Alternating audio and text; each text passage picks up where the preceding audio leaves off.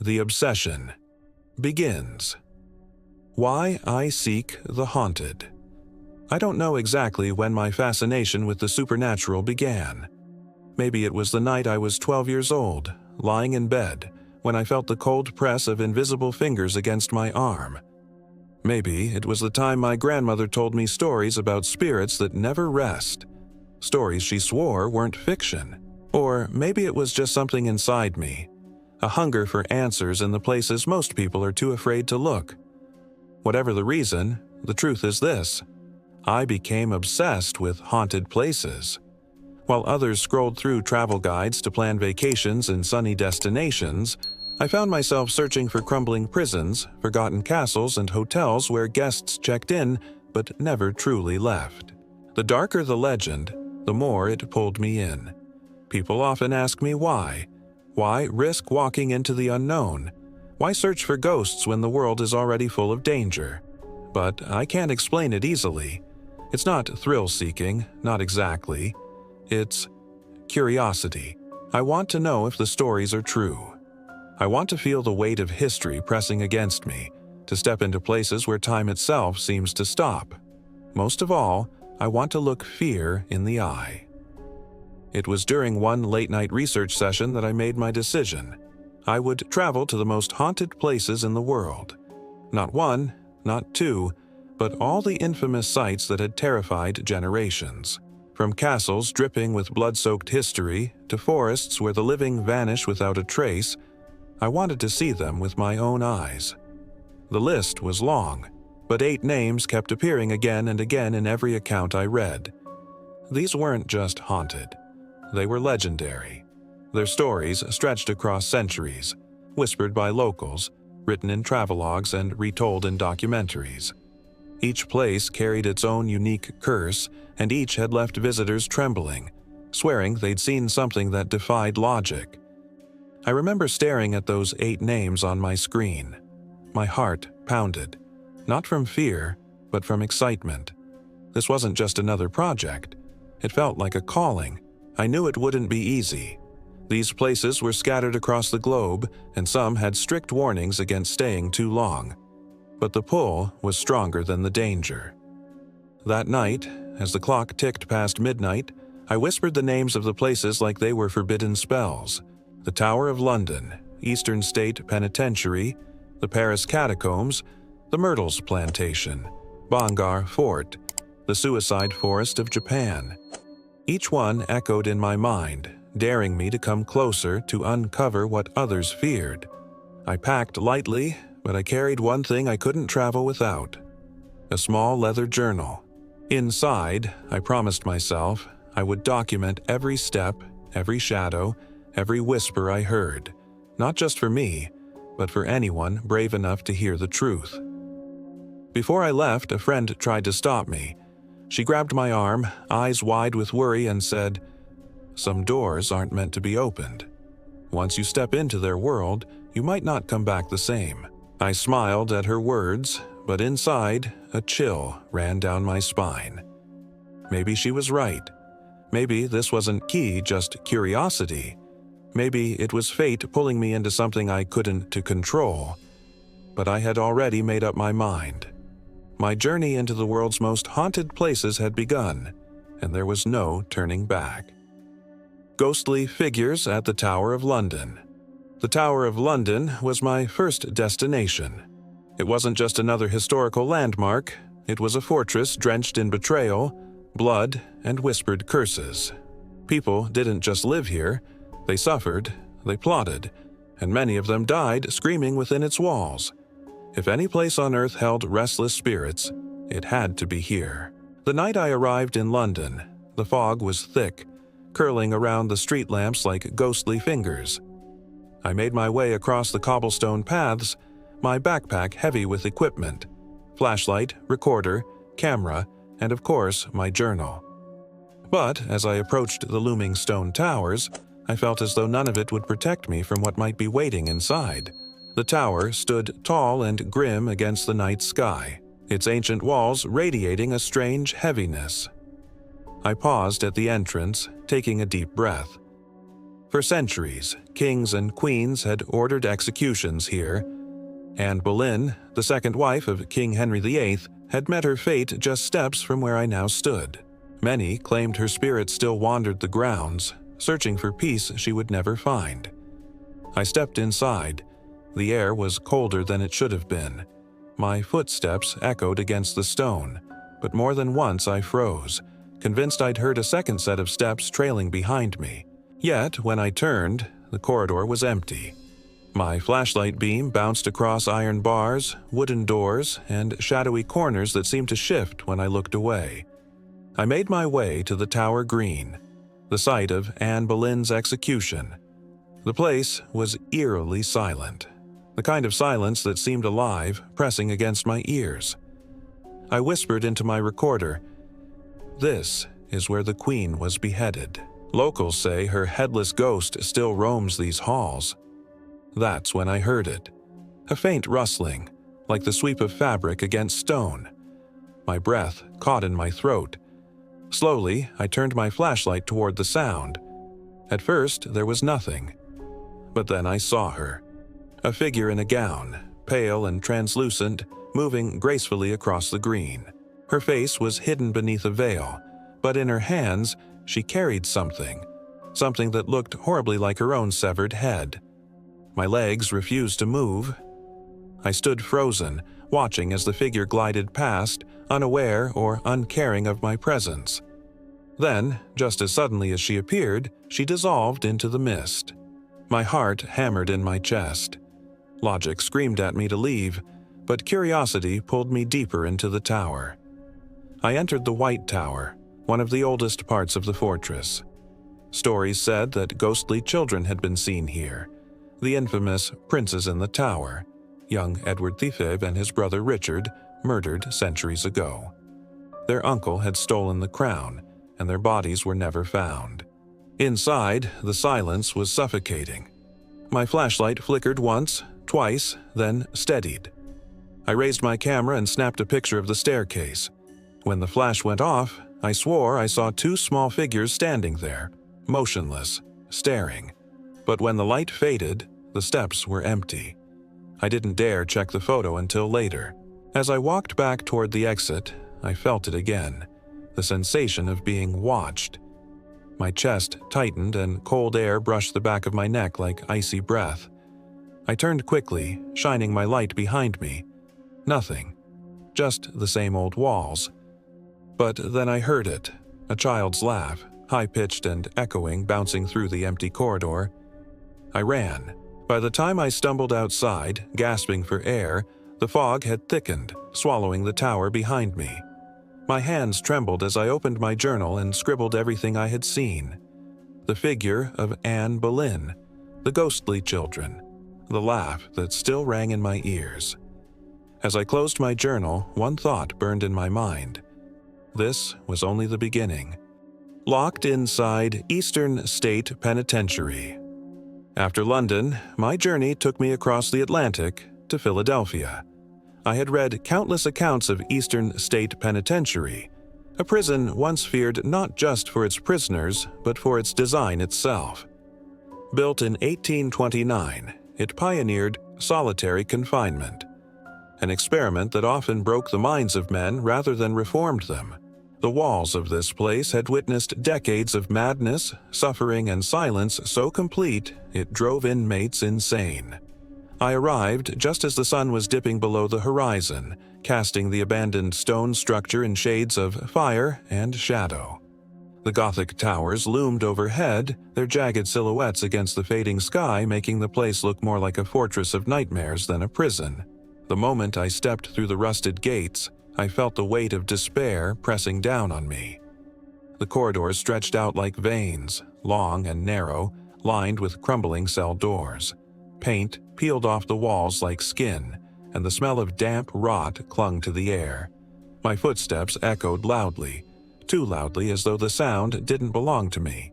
I'd read about the countless ghost sightings here, shadowy figures darting across cell blocks, whispers in the dark, and an oppressive energy that seemed to crush the air out of anyone who stayed too long. Some visitors claimed they'd been touched, even grabbed by unseen hands. I switched on my recorder. It's almost midnight. I'm walking through cell block 12, the most haunted part of the penitentiary. This is where inmates reported hearing voices, even when they were supposed to be in complete isolation. The beam of my flashlight shook slightly as I raised it. The cells were small, claustrophobic, each with a single narrow window high above the ground. Inmates had been forced to sit in silence, staring at nothing, for months, sometimes years. I ran my fingers along the cold stone, imagining the countless hands that must have clawed at these same walls in desperation. That's when I heard it. A shuffle, like footsteps dragging just a few feet ahead. I froze, the hair on the back of my neck standing on end. Slowly, I lifted my light and swept it across the corridor. Empty. But the sound came again, closer this time. A dragging shuffle, followed by a faint whisper. My throat went dry. "Hello?" I called out, though every part of me wished I hadn't. The whisper grew louder, though I couldn't make out the words. It was like several voices speaking at once, overlapping in tones of agony and madness. I spun around, my flashlight catching movement at the end of the corridor. A shadow. Tall, thin, and unnaturally fast, darting across one of the doorways. I felt my chest tighten. My instincts screamed for me to leave, but I forced myself deeper into the block. I wanted proof. I needed it. I stepped into one of the cells. The moment I crossed the threshold, the temperature dropped sharply. My breath puffed white in the air. Then, without warning, the heavy iron door slammed shut behind me. I spun around, heart pounding, and grabbed the handle. It wouldn't budge. I yanked harder, panic surging through me. My flashlight flickered wildly, casting erratic shadows against the walls. And then, I heard breathing. Not mine. Deep, ragged, right beside me. "Who's there?" I whispered, though my voice cracked with fear. Silence. And then a low groan. It echoed through the tiny space, vibrating in my bones. My flashlight caught something in the corner. A figure crouched low, its face hidden, rocking back and forth. My stomach twisted as I realized it wasn't entirely solid. It shimmered faintly like smoke trying to hold shape. The figure suddenly snapped its head up, revealing hollow black eyes staring straight into me. A scream tore from my throat as I banged on the door. At that exact moment, the flashlight died. Darkness swallowed me whole, and then, click. The door creaked open on its own. I stumbled out, gasping for air, clutching my recorder. My legs felt like jelly, but I forced myself back down the corridor, never daring to look back. By the time I reached the exit, the night air outside felt like salvation. But I knew what I had seen. That cell hadn't been empty. Something had been in there with me. As I wrote in my journal that night, my hands still shaking, one thought kept echoing in my mind. The prisoners may have been locked away in life, but in death, they were still here. The endless whispers of the Paris catacombs. Paris is called the City of Light, but deep beneath its charming streets lies a world that feels anything but alive. When I arrived, tourists flocked to the Eiffel Tower, the Louvre, and the Seine. But I had a different destination: the catacombs. A labyrinth of tunnels filled with the bones of over 6 million people. The entrance was ordinary, almost disappointingly so. A small doorway, guarded and quiet, leading down into darkness. I descended the spiral staircase, each step taking me further away from the laughter of the city above. The air grew cooler, damper, heavier. By the time I reached the bottom, it felt as though I had crossed into another world. The tunnels stretched endlessly, walls lined with skulls and femurs arranged in careful patterns. Empty eye sockets stared back at me as though silently judging my intrusion. My flashlight beam danced across the pale bones, creating grotesque shadows that twisted and merged on the walls. I switched on my recorder. "The catacombs of Paris," I whispered. "They say once you enter too far, the tunnels disorient you. People vanish here, swallowed by the darkness. Some claim to hear whispers, guiding, or perhaps luring them deeper. I began walking, the sound of my boots crunching against gravel echoing unnaturally. The silence was oppressive, broken only by the occasional drip of water from the ceiling. But after a while, the silence wasn't empty. I realized there was something else beneath it, faint, almost like voices. At first, I thought it was my imagination, the mind filling the void with sound. But as I paused, holding my breath, I heard it clearly. Whispers, too soft to make out words but layered, as if dozens of people were speaking at once, their voices carried through the stone. "Hello?" I called out, my voice shaky. The whispers immediately stopped.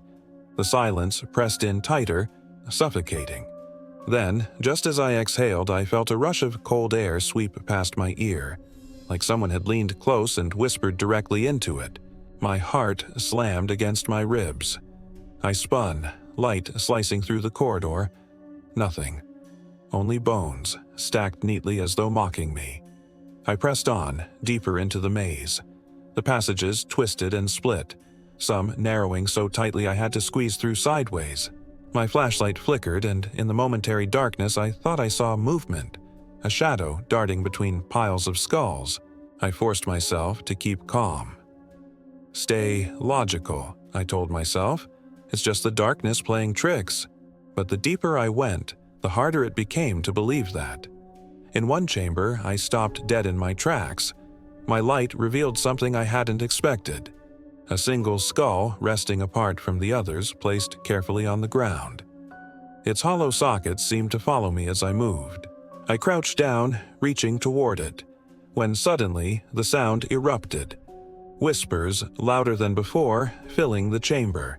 They weren't coming from one direction. They were everywhere. The walls, the ceiling, the floor. My recorder caught them, a crackling wave of disembodied voices. I pressed my palms against my ears, but it made no difference. Then a deep laugh echoed through the chamber. Not faint, not distant. Close, directly behind me.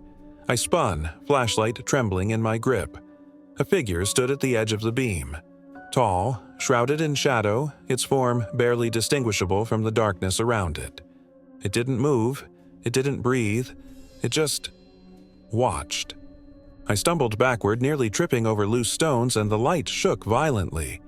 When I steadied it again, the figure was gone. The chamber was empty, but the whispers lingered, curling around me like invisible hands. Panic surged through me. I scrambled back through the tunnels, barely caring which direction I ran. The catacombs are notorious for trapping explorers who lose their way, but in that moment, I only knew one thing. I had to escape. After what felt like hours, I saw it, the faint glow of artificial light, the sign of the exit. I burst out of the tunnel, lungs burning, heart racing. Above ground, Paris glittered with life, but I couldn't shake the sensation of eyes still watching me from below. That night, when I listened back to the recorder, my blood ran cold.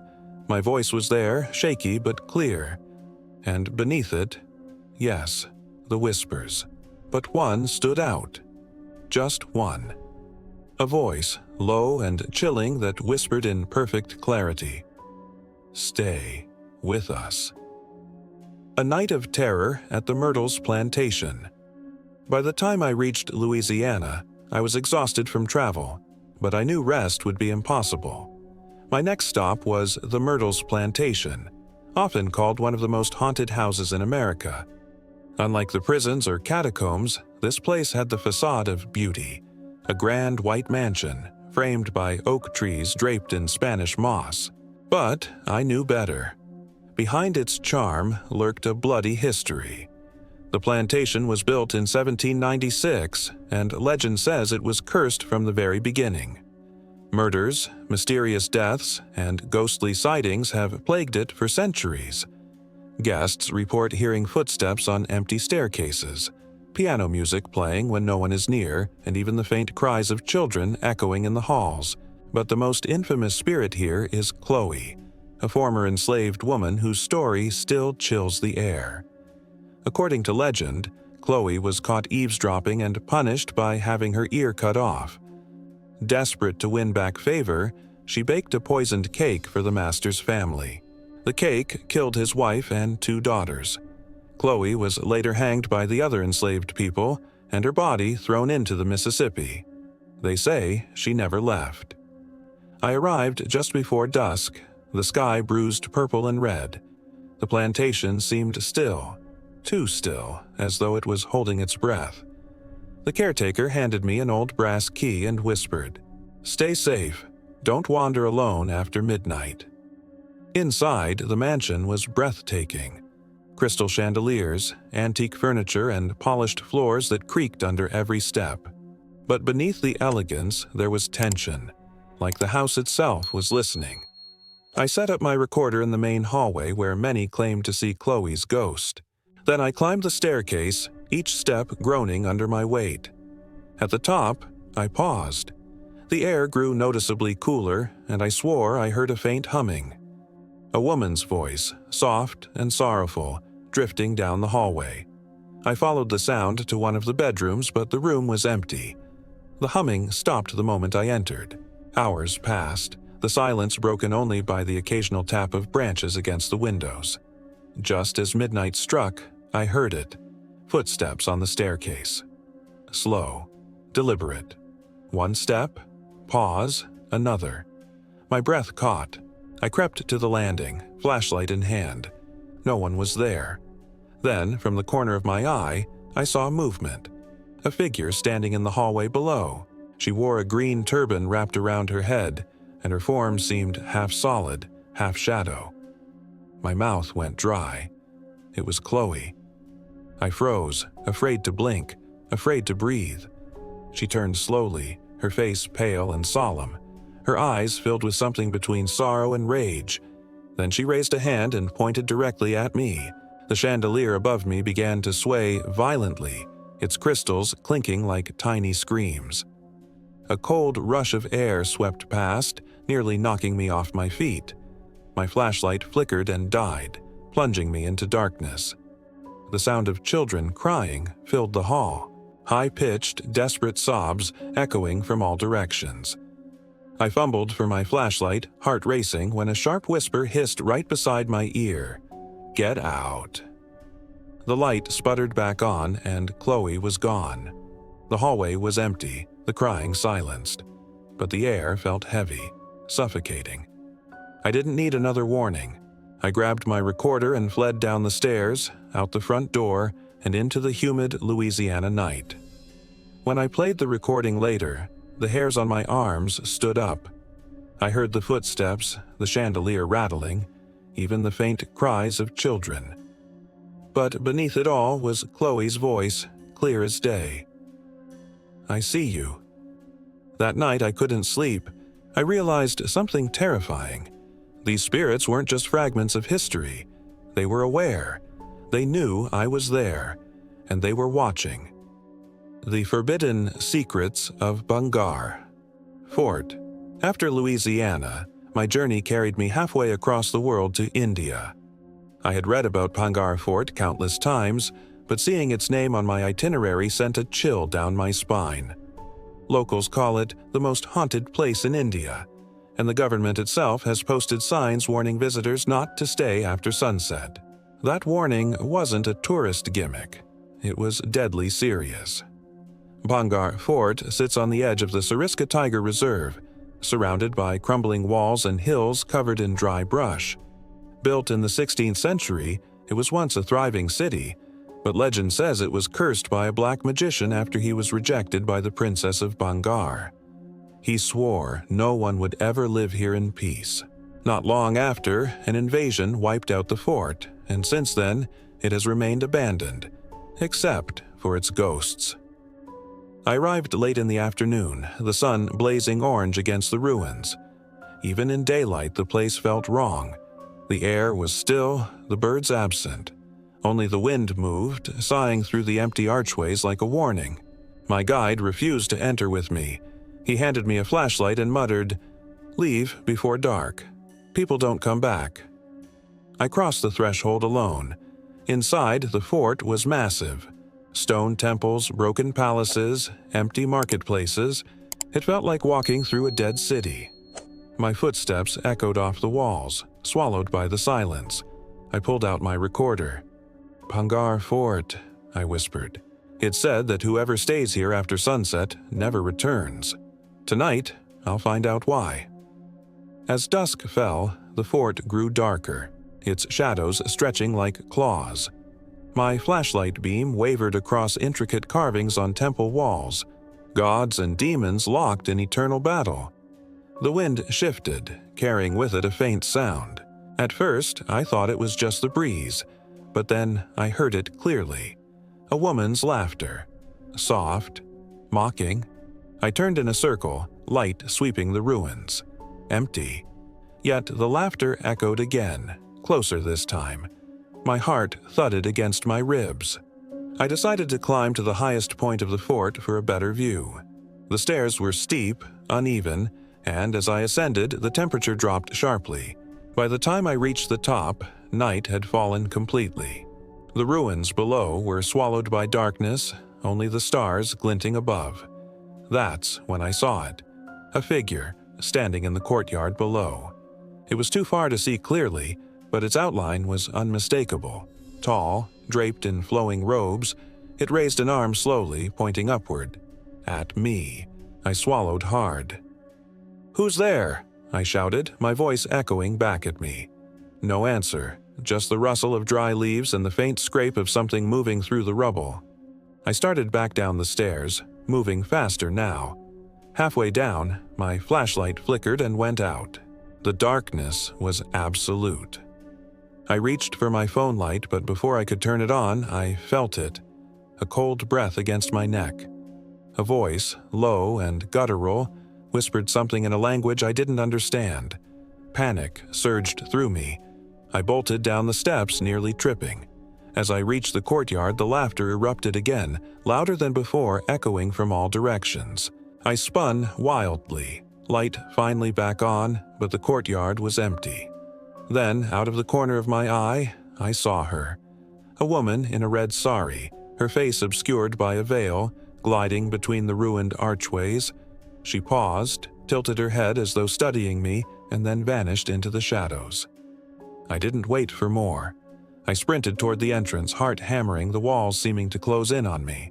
Behind me, the wind howled, carrying with it a chorus of whispers. When I finally stumbled out of the gate, my guide was waiting, pale and wide-eyed. He looked past me, into the fort's darkness, and muttered, "You're lucky." That night, back in my hotel room, I listened to my recording. My own shaky voice filled the speaker. Then, faintly, in the background, a single phrase repeated in Hindi. I asked a local later what it meant. It translated to, "You shouldn't have come." My final encounter. Escaping the darkness. By the time I left Japan, I was no longer the same person who had started this journey. Every place I visited left a mark, like invisible fingerprints pressed into my soul. The Tower of London, the prison cells of Eastern State, the whispers in Paris, Chloe at the Myrtles, the curse of Pangar, and the lost souls of Aokigahara. Each encounter seemed to follow me, their voices trailing just beyond my hearing, their shadows flickering in the corners of my vision.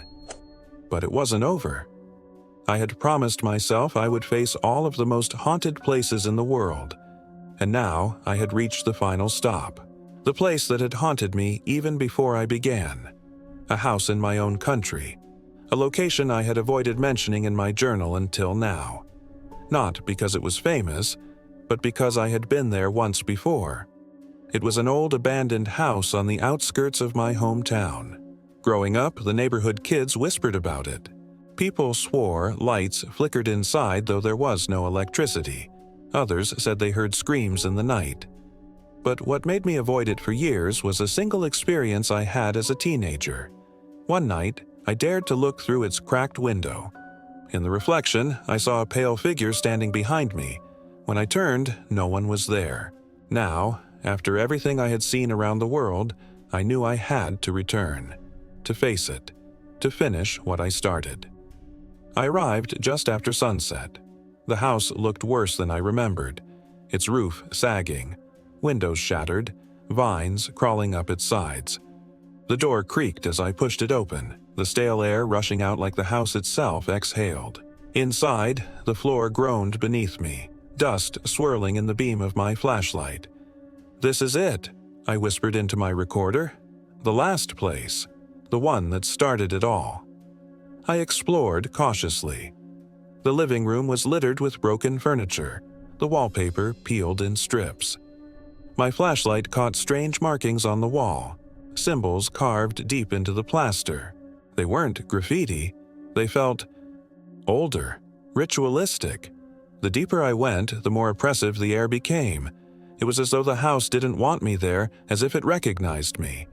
Every sound was amplified, the drip of water, the creak of the floor, even my own heartbeat hammering in my chest. I reached the narrow staircase leading to the second floor.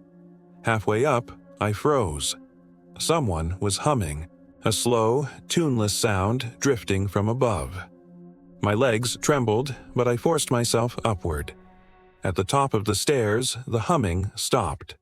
The hallway stretched long and dark. At the far end, a door stood slightly open.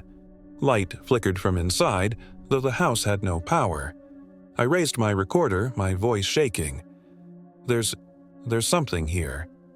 I pushed the door open. Inside, the room was almost empty. Just a chair, sitting in the center. And on that chair, a figure. It was the same pale shape I had glimpsed all those years ago. This time, I saw it clearly. Its face was gaunt, eyes hollow, its body twisted unnaturally as though broken bones had never healed. It didn't move, didn't breathe. It only stared at me. Then it smiled. My flashlight flickered and every nerve in my body screamed to run. But I couldn't. My feet were rooted to the floor. The figure slowly raised a hand and pointed at me, just as Chloe had, just as the shadow in Bangar had. Suddenly, I felt it. All of them. Every spirit I had encountered. The whispers of the catacombs, the laughter from the plantation, the cries of children, the voice from the forest. They were here. With me. The room grew unbearably cold, and my recorder slipped from my hand, clattering to the floor. Over the static, a single voice cut through, deep and final. "You've seen us all. Now you belong to us." My flashlight died. Darkness swallowed me whole. I don't remember how I got out. Maybe I ran. Maybe something pushed me back into the night. When I came to, I was lying outside the house, gasping for air, the recorder still clutched in my shaking hand. I never went back, but even now, when I play the tape, I hear it, their voices, all of them layered together, whispering my name. This journey began as curiosity, but it ended as something else, because once you face the darkness never lets you go. My final encounter. Escaping the darkness. By the time I left Japan, I was no longer the same person who had started this journey. Every place I visited left a mark, like invisible fingerprints pressed into my soul. The Tower of London, the prison cells of Eastern State, the whispers in Paris, Chloe at the Myrtles, the curse of Bangar, and the lost souls of Aokigahara. Each encounter seemed to follow me, their voices trailing just beyond my hearing, their shadows flickering in the corners of my vision. But it wasn't over. I had promised myself I would face all of the most haunted places in the world, and now I had reached the final stop, the place that had haunted me even before I began. A house in my own country, a location I had avoided mentioning in my journal until now. Not because it was famous, but because I had been there once before. It was an old abandoned house on the outskirts of my hometown. Growing up, the neighborhood kids whispered about it. People swore lights flickered inside, though there was no electricity. Others said they heard screams in the night. But what made me avoid it for years was a single experience I had as a teenager. One night, I dared to look through its cracked window. In the reflection, I saw a pale figure standing behind me, When I turned, no one was there. Now, after everything I had seen around the world, I knew I had to return, to face it, to finish what I started. I arrived just after sunset. The house looked worse than I remembered, its roof sagging, windows shattered, vines crawling up its sides. The door creaked as I pushed it open, the stale air rushing out like the house itself exhaled. Inside, the floor groaned beneath me, dust swirling in the beam of my flashlight. "This is it," I whispered into my recorder.